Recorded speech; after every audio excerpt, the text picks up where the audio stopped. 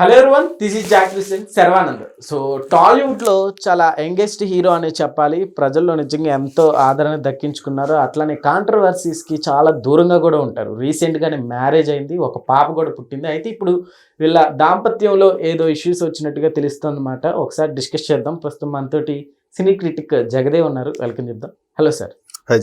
Sir, Sharwanand గారి ఈ అంటే పర్సనల్ లైఫ్ అయినప్పటికి కూడా పబ్లిక్లో అంటే ఎంతోమంది హీరో ఫ్యాన్స్ ఉంటారు కదా. సో ఈ ఇష్యూ గురించి ఏం చెప్తారు సార్? ఏంటో మరి అంటే ఈ మధ్యకాలంలో కలిసి బతకడం అనేది ఎవరికి నచ్చట్లే. విడిపోతున్నారంటేనే వెంటనే ఏంటి విడిపోయారా ఏంటి అనేది డిస్కషన్, దాని మీద గ్రూప్ డిస్కషన్, సోషల్ మీడియాలో వారు వైరల్, తోటకూర. అదే వాళ్ళు ఇన్నేళ్ళుగా కలిసి ఉన్నారు, వాళ్ళు ఇన్నేళ్ళు కలిసారు, వాళ్ళు మంచి కాపురం, వాళ్ళు మంచి ఆదర్శంగా ఉన్నారు, ఒక్కడ చేయడే అలాగే చేయరు ఎవరు, అది ఎవరు చూడ్డు, వ్యూస్ కూడా రావు. అఫ్ కోర్స్ జనాల మెంటాలిటీ కూడా అలాగే ఉంది. కాంట్రవర్సీలకే ఎక్కువగా ప్రాధాన్యత ఇస్తున్నారు. మామూలుగా సాఫ్ట్గా ఉండి మీరు చూడండి, దేవుడికి సంబంధించిన వీడియోలు చేస్తే వ్యూస్ అంతగా పోవు, మంచి మంచి విషయాల గురించి వీడియోస్ చేస్తే అంతగా పోవు. బట్ కాంట్రవర్సీ చేస్తే అదేదో అంటారులేండి, నిజం చెప్పులేసుకునే లోపు అబద్ధం ఊరు దాటేస్తుందంట. అర్థమవుతుందా? నిజం అనేది చెప్పులు వేసుకునే లోపు అబద్ధం ఊరు దాటేస్తుంది అన్నట్టుగా మంచి కాన్సెప్ట్ చెప్పులు వేసుకునే లోపు కాంట్రవర్సీ ఖండాంతరాలు దాటేస్తుంది, వైరల్ అయిపోతుంది. అలా ఉంది పరిస్థితి. ఇప్పుడు శర్వ మ్యారేజ్ అయింది, పాపో బాబో పుట్టారని కూడా చూసాం.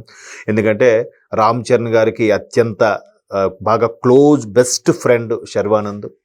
తర్వాత వాళ్ళ తాతగారు మంచి ఆడిటర్, విజయవాడ ఎక్కడ కృష్ణా జిల్లా అనుకుంటా, మంచి పాస్తులు మొదటి నుంచి బ్యాక్గ్రౌండ్ ఉన్న పర్సన్. బట్ సినిమాల్లో ఒక చిన్న ఏదో ఆస్తులు ఉన్నాయి కదా అని నేనే హీరోగా పెట్టేసుకొని కాకుండా ముందు చిన్నగా సైడ్ క్యారెక్టర్లు, ఆర్టిస్ట్ గాను, హీరోకు తమ్ముళ్ళు గాను చేస్తూ తర్వాత హీరోగా ప్రూవ్ చేసుకున్నాడు ఆయన. గమ్యం లాంటి బ్లాక్ బాస్టర్ హిట్స్ కూడా ఇచ్చాడు ఆయన. అదే శతమానం భవతి ఆయన కెరీర్లో బిగ్గెస్ట్ హిట్ నాకు తెలిసి. సరే, అటువంటి శర్వానంద్ పెళ్ళయింది, సరే పాప కూడా పుట్టింది, బాగానే ఉన్నారంటే ఇది బాలీవుడ్లో ఇట్లా శర్వానంద్కి సంబంధించిన వైఫ్ అండ్ హస్బెండ్ విడిపోయారు అన్నట్టుగా అక్కడ చక్కర్లు కొడుతుందట ఈ అంశం. అంటే ఇవాళ రేపు ప్రతి ఒక్కరు కూడా వరల్డ్ వైడ్గా ఇండియా వైడ్గా వాళ్ళ సినిమాలు డబ్ అవ్వడం, ఒక్కొక్క ఆర్టిస్ట్ ఇంకోళ్ళకి తెలియడం. అండ్ మోర్ ఓవర్ శర్వానంద్ నటించిన అదేంటది సాయి కుమార్ గారితో మంచి సినిమా వచ్చింది, దేవకట్ట గారి సినిమా ప్రస్థానం సినిమా. అసలు ఎక్స్ట్రాడినరీ మూవీ అది నిజంగా. ఆ సినిమా హిట్ అయిన తర్వాత అది హిందీలో రీమేక్ కూడా చేశారు. సేమ్ సాయి కుమార్ క్యారెక్టర్ సంజయ్ దత్ ఎవరో చేశారు. సో ఆ పరంగా శర్వ కూడా కొంత సుపరిచితుడే అక్కడ. సో అక్కడ ఇది విషయం కామన్ అవుతూ ఇక్కడ బాలీవుడ్లోనే కాదు సౌత్లో కూడా హీరోలు భార్యలు విడిపోవడం సహజం అయిపోయింది అని అంటున్నారు. బట్ భార్యాభర్తలు విడిగా ఉన్నారు, పాప మాత్రం ఇద్దరు తల్లిదండ్రులతో కలిసి ఉందని వార్తలు ఒక పక్క వస్తున్నాయి. దీని మీద ఎక్కడా మనకి టాలీవుడ్కి సంబంధించి కానీ ఇక్కడ ఫిల్మ్ నగర్ సమాచారం కానీ ఎక్కడా విడిపోయినట్టుగా ఏమీ లేదు.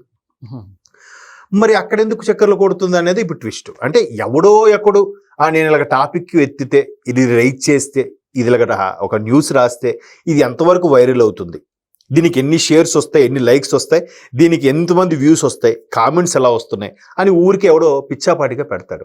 అది కాస్త అదిగో పులి ఇదిగో తోకున్నట్టుగా దానికి బలపరిచేసేలాగా చాలా విషయాలు.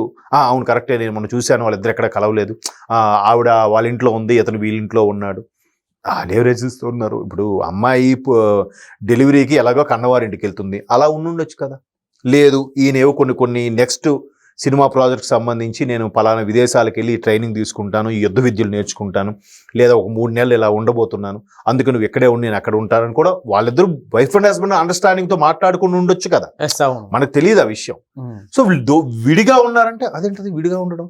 అయినా వాళ్ళు డబ్బున్నోళ్ళు కదా, వాళ్ళు కలుసుకోవాలంటే ఎంతసేపు? కావాలంటే ఫ్లైట్లో వెళ్ళిపోతారు, కాస్ట్లీ కారులో గంటలో వెళ్ళిపోతారు వీళ్ళింటికి వాళ్ళింటికి, అలా ఎందుకు చేస్తున్నారు సార్ అని వీడు ఆలోచనని అటు రుద్దేస్తూ ఉంటాడు. ఎట్లా అందులో నార్త్లో కన్నా సౌత్లో ఉండే అభిమానులు ఎంత పిచ్చగా అభిమానిస్తారంటే వాళ్ళ ఇంట్లో ఒక మనిషిలాగా, అంటే వీడికి నచ్చేలాగా వాడికి నేచర్ ఉండాలి, వీడికి నచ్చేలాగా వాడి క్యారెక్టర్ ఉండాలి. ఏమాత్రం లేకపోయినా అదేంటి మనోడు అలా ఉన్నాడేంటి, ఇలా చేసాడేంటి. ఇప్పుడు మొన్న ఈ మధ్యన జూనియర్ ఎన్టీఆర్ గారే సన్నగా బక్కగా కనబడ్డాడు ఆయన. వెంటనే ఎన్టీఆర్కి ఏమైంది, ఏదో డిసీజ్ వచ్చినట్టుంది, డిసీజ్ వచ్చినట్టు అలా అయిపోయాడేంటి అని ఎవడో అనుంటే, ఎన్టీఆర్కి ఏదో డిసీజ్ వచ్చిందా, ఇలా అయిపోయాడేంటి, వెంటనే దాని మీద ఒక వైరల్. కాదురా బాబు, ఆయన నెక్స్ట్ మూవీ కోసం బాగా తగ్గడం దీని మీద కోసం రెస్పాండ్ కూడా అయినట్టున్నారు ఎన్టీఆర్ గారు. ఇప్పుడు ఆయన మీరు అబ్జర్వ్ చేయండి, ఎన్టీఆర్ ఎంత బాగా నిజంగా ఓసరవెల్లి టైటిల్కి కరెక్ట్ సరిపోతాడు ఆయన. సినిమాకి బాడీ లాంగ్వేజ్ పాత్ర మార్చేస్తా ఉంటాడు. ఒక మనిషే ఇన్ని రకాల పాత్రలు ఎలా చేసేస్తున్నాడు అన్నట్టుగా అనిపిస్తుంది. సార్ ఇలాంటి ఒక్కొక్క సినిమాకి చూడండి, ఒక సినిమాలో బొద్దుగా కనిపిస్తాడు, ఒక సినిమాలో బాగా బొగ్గలు ఉన్నట్టు కనిపిస్తాడు, ఒక సినిమాలో బక్కగా కనిపిస్తాడు.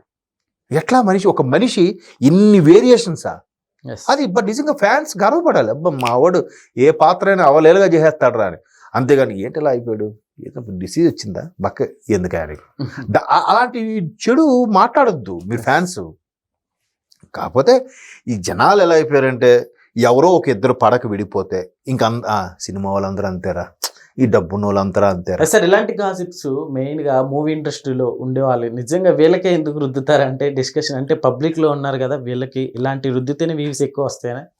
అంటే ఇప్పుడు క్రికెటర్స్, సినిమా వాళ్ళు వీళ్ళ మీద ఎక్కువగా రావడానికి కారణం అత్యంత ప్రజాదరణ పొందిన వాళ్ళు. సొసైటీలో అంటే డిమెరిట్స్ లేకుండా ఉండే ప్రజాదరణ. ఇప్పుడు పొలిటీషియన్స్ కూడా ఉంటుంది ప్రజాదరణ, బట్ పొలిటీషియన్స్కి ప్రతిపక్షం వాళ్ళు వీళ్ళు కొంత బురజల్లే ప్రయత్నము, వాడు పర్సనల్ లైఫ్లోకి వెళ్ళి చేయనప్పుడు కొంచెం ఇబ్బందికర పరిస్థితులు ఉంటాయి. కానీ వీళ్ళకి అలాంటివి ఉండవు కాబట్టి ఇంకా ఒక ధోని ఒకటే వైఫ్ రా, ఇప్పుడు హ్యాపీగా ఆడుంటాడు. రోహిత్ శర్మ వాళ్ళ ఆవిడతో ఎప్పుడు ఉంటాడు రా. ఆడవాడు ఈ మధ్యన ఒక ఆయన మంచి ఆల్రౌండ్ వచ్చాడు, ఆ రోజుకు గర్ల్ ఫ్రెండ్ మార్చేస్తున్నాడంట, పేరు అనవసరం. ఆడిష్టం స్వామి, నీకెందుకు? ఇవాళ ఎయిర్పోర్ట్లో ఒక గర్ల్ ఫ్రెండ్తో కనబడ్డాడు, మొన్న చెన్నై ఐపీఎల్లో వేరే గర్ల్ ఫ్రెండ్తో కనబడ్డాడు. ఇవి జనాలకు కూడా ఇష్టం. ఎంత ఇష్టం అంటే ఇంకా చెప్పలేం. అందుకే మంచి తీయట్లేదు కాబట్టి ఆడట్లేదు అంటారు, కానీ జనాలు కూడా మంచిని యాక్సెప్ట్ చేసే పరిస్థితిలో లేరు. కాంట్రవర్సీ కావాలి. కాబట్టి శర్వానంద్ విషయంలో ఎక్కడేది రాలేదు. ఆ తర్వాత ఆయన పెళ్ళైన తర్వాత కూడా అది అన్స్టాపుల్ ప్రోగ్రామ్ కూడా వచ్చారు, రామ్ చరణ్ ఆయన ఇంకో ఫ్రెండ్ ముగ్గురు కలిసి వచ్చారు. సో ఎట్లా ఫ్యామిలీ లైఫ్ ఏమైనా ఉన్నప్పుడు పర్సనల్ డిస్టర్బెన్స్ ఉండొచ్చు. ఇప్పుడు RRRకి వెళ్ళినప్పుడు రామ్ చరణ్ గారు ఉపాసన గారిని కలిసి చాలా 3 నెలలు 4 నెలలు అయిందంట కలిసి, రాజమౌళి గారు షూటింగ్ వెళ్ళిపోతుండడం వల్ల, ఎక్కడెక్కడో షూటింగ్లు చేసి రావడం వల్ల. సో జరుగుతుంటే అది వాళ్ళ కమిట్మెంట్ అలా ఉంటుంది. అంత మాత్రాన ఇద్దరు విడివిడిగా ఉన్నారు, ఓకే శర్వ ఎక్కడున్నాడు ఆవిడ అక్కడ ఉంది అంటే వీళ్ళిద్దరు పడట్లేదా ఏంటి, పాప కూడా పుట్టిందే, అయినా వీళ్ళు కామన్లే విడిపోవడాలు అని ఎవడో అనుంటాడు. దాన్ని ఇంకా నిజంగా విడిపోయారేమనుకున్న రాసేయడం, వాళ్ళకి అవి చాలా ఇబ్బంది కలిగే మనస్పర్ధలు వచ్చే అవకాశం అనిపిస్తుంది. చాలా బాధపడతారు. చాలా మంది చూసి నవ్వుకుంటారు. అందుకే కదా ఇంటర్వ్యూస్లో కూడా ఈ మధ్య కొత్తగా అడుగుతున్నారు, మీ మీద వచ్చిన మోస్ట్ పవర్ఫుల్ గాసిప్ ఏంటి అని అంటే అదే చెప్తాడు. అప్పుడు వాళ్ళు తిరిగి నవ్వుకుంటారు వాళ్ళు. అంటే బట్ ఆ రోజు సింగిల్గా ఉన్నాడు ఫీల్ అయి ఉంటాడుగా, ఏంటి ఇలాగ రాశారు వాళ్ళగారు కానీ.